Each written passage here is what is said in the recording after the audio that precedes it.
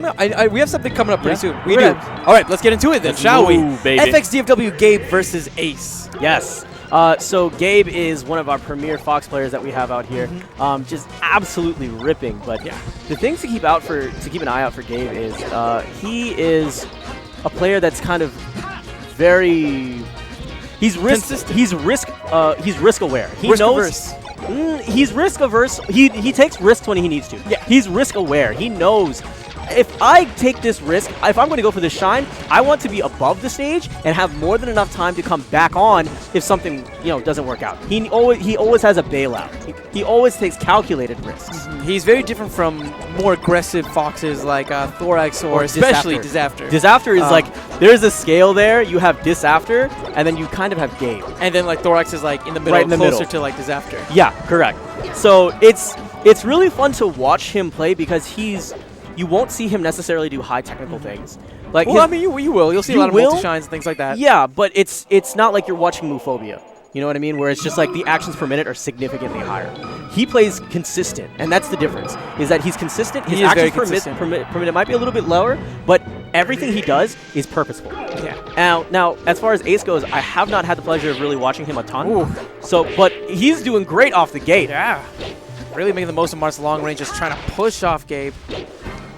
Gabe really having a hard time landing some hits, and he's above of Swordsman, but I think Ace there was predicting Gabe would roll away. Oh, Gabe, please.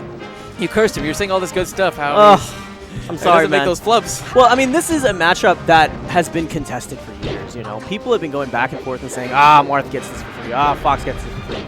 But it's one of those things where now in this age where it feels like everyone is really kind of getting a hold of Fox and really utilizing him, I feel like Fox has more tools to deal with it, has more, I don't know if experience is the best way to do it. There's so much more knowledge now about Marth and the options that he has that really can make this more advantageous for Fox. Okay, so continuing this onslaught of up airs. He's eager to make this comeback a reality, and he's done so. As far as percents goes, he's back in the lead. Shining on him. Beautiful back air there. Here he comes. An opportunity to edge guard. No, just simple. Keep it simple. That's the smart way to go about it. And that's one thing that we might see is Gabe's not one of those players who really likes to go in deep. Yes. Sometimes that can actually bite him because he'll make his opponents live a lot longer than they really need to. Oh, you're absolutely right.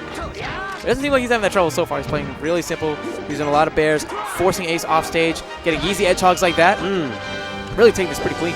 Yeah, no, absolutely. Just playing consistent. You were right when you said that earlier. Gabe is very consistent. As he doesn't make a lot of technical flubs, but when he does every once in a while. And it's interesting to see that Gabe's kind of changed his role a little bit. At first, I guess he was trying to come in maybe like under the mindset of, hey, I'm Fox, I'm going to dictate this match. But Ace was coming out right off the gate very aggressive. And because of that, Gabe kind of switched to more of a counterpuncher style, knew that that Ace was going to be coming in with some aggression, and then he just wave dash back and grab, or like roll, and then just get the grabs, and then get some back airs and just push the opponent off the stage. And that's exactly what it is you have two ways of looking at it, right? You have guys who go out there and who are very, aggressive or proactive, and they go out there and create their own opportunities, versus guys that you see that are more reactive. Yeah. They take in more information, and then they say, this is my solution that I've deducted from everything I've gathered so far. And more than from that point, they'll be right.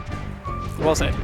Okay, so Ace making the switch to Yoshi's story. A lot of people call this Marth's story just because those platforms are very low, and it allows for Marth's disjointed hitbox to really take, or really cover a lot of the platforms.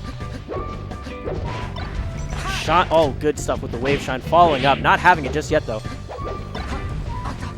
And this is another thing that you got to keep in mind, is that shine is so powerful because you can jump cancel out of it. So as soon as you get that shine, frame 4, I believe, is when you get first to become airborne. And as soon as you cancel out of it. So now you have tons of options there. Oh, caught with the Marth. No, Randall with the save, and he's able to make it back on stage. That was the most clutch Randall of all time. That was a great crouch cancel to stop that dash attack. Now he's trying to use down tilt to get him back out. Also, if you're watching this on YouTube and you rewind like 20 seconds, you'll see Arc dancing in the player cam.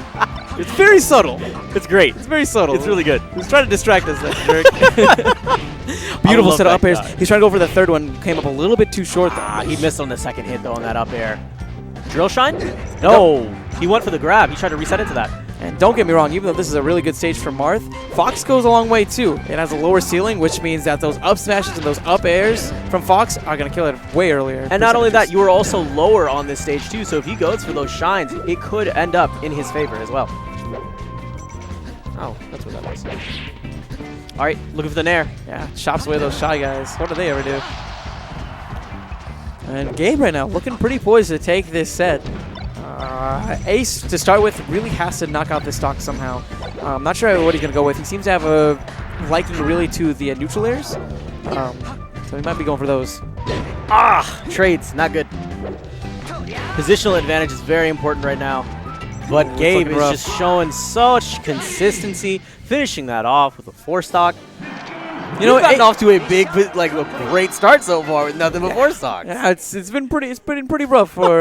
It's been really good for one side and not so good for the other side. Yeah, you know, it works out. It works out.